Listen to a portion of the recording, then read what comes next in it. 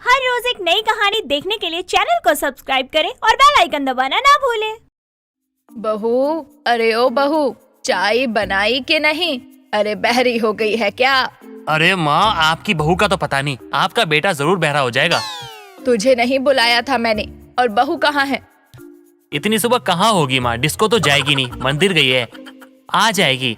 आप ही ना सुबह होते ही बहू का नाम का जाप करने लगते हो। माँ बेटे की बातें चली रही होती हैं, तभी बाहर से गुनगुनाती हुई उसकी बहू शमिता घर आती है। गुड मॉर्निंग मम्मी जी, उठ गई आप? मैं तो उठ गई, लेकिन तू ऐसे हाथ डुलाती कहाँ से आ रही है? तू तो मंदिर गई थी ना? हाँ मम्मी जी, गई तो थी। क्यों, नहीं जाना चाहिए था क्या? अरे मंदिर गई थी या टहलने, जो ऐसे मुंह उठाकर चली गई? पूजा की थाली कहाँ है तेरी? पूजा की थाली? वो तो मैं ले जाना ही भूल गई मम्मी जी। मंदिर पहुंचने के बाद सबकी थाली देखकर याद आया, तो अब वापस थाली लेने नहीं जा सकती थी, इसलिए ऐसे ही दर्शन करके चली आई। वाह भाई वाह, थाली भूल गई बहू।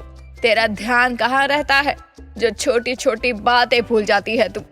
ओफो मम्मी जी, भूल गई तो भूल गई, इसमें कौन सी बड़ी बात हो गई। अरे कहाँ जा रही हो? रसोई में चाय बनाने। क्यों, नहीं बनानी क्या? लेकिन रसोई तो इधर है, उधर तो कमरा है। अच्छा, मैं तो भूल ही गई थी, अभी थोड़ी देर में चाय लाती हूँ।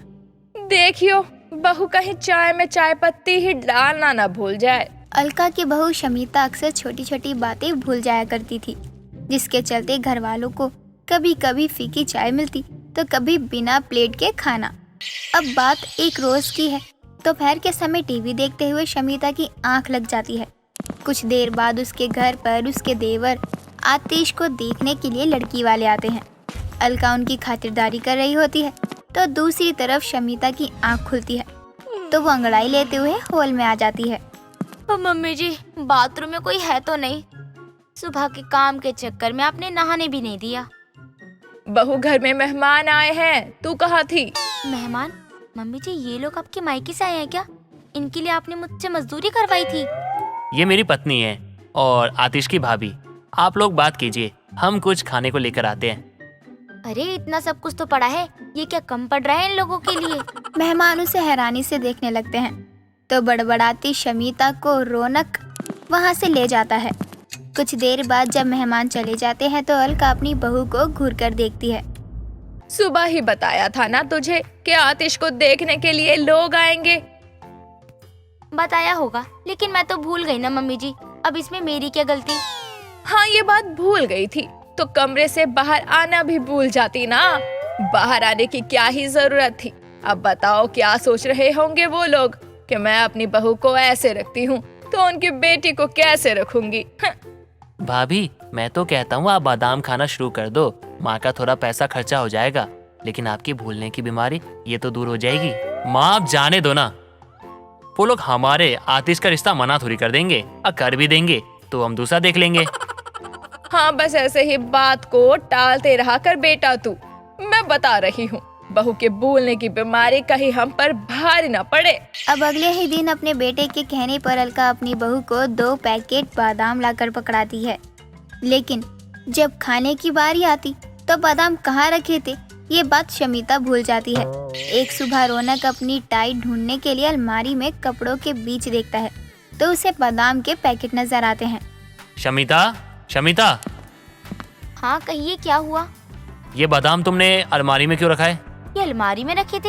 हे भगवान, मैं तो भूल ही गई थी। अच्छा हुआ कि आपने ढूंढ दिए। शमिता, तुम्हें नहीं लगता कि तुम्हें भूलने की कुछ ज्यादा ही बीमारी हो गई है? अरे माँ ने तुम्हें खाने के लिए कहा था और तुम अलमारी में रख के गहनों के साथ संभाल रही हो। मैं क्या करूँ, कितना याद रखने की कोशिश करती हूँ, लेकिन याद ही नहीं रहता। खैर, आप कहाँ जाने के लिए तैयार हो रहे हैं? ऑफिस जाने के लिए। ऑफिस जाता हूँ यार मैं, ये भी भूल गई तुम? वो नहीं नहीं, बिल्कुल भी नहीं, ऐसे ही पूछ लिया था मैंने तो बस। आप भी ना, इतनी भी भुलक्कड़ नहीं हूँ मैं। तभी शमिता वहाँ से चली जाती है। अब धीरे धीरे शमिता की भूलने की आदत ज्यादा ही बढ़ती जा रही थी, जिसके चलते एक दिन शमिता कुकर में छोले डालना ही भूल जाती है और खाली कुकर गैस पर चढ़ा देती है, जिससे कुछ देर बाद घर में जलने की बदबू आती है और अलका रसोई में जाकर देखती है कि पूरा कुकर काला पड़ चुका है। तभी वो जल्दी से गैस बंद कर देती है। तभी वो गुस्से में चिल्लाती है, बहू, अरे कहाँ मर गई, इधर आ। माँ, ये कुकर काला कैसे पड़ गया? ये अपनी इस भुलक्कड़ भाभी से पूछ जो खाली कुकर गैस पर चढ़ाकर भूल गई। अरे वो तो इस उम्र में भी मेरी नाक तेज है जो मैंने आकर गैस बंद कर दिया, वरना तो कुछ देर में धमाका होता तो पूरा मोहल्ला हमारे मरने का शौक मनाता। शमिता, मैं तुम्हारा क्या करूँ? तुम्हारी याददाश्त में जंग लग गया है क्या? अरे खाली कुकर कौन चलाता है गैस पे? अब मैं भूल गई तो क्या करूँ, जानबूझकर तो नहीं किया ना मैंने।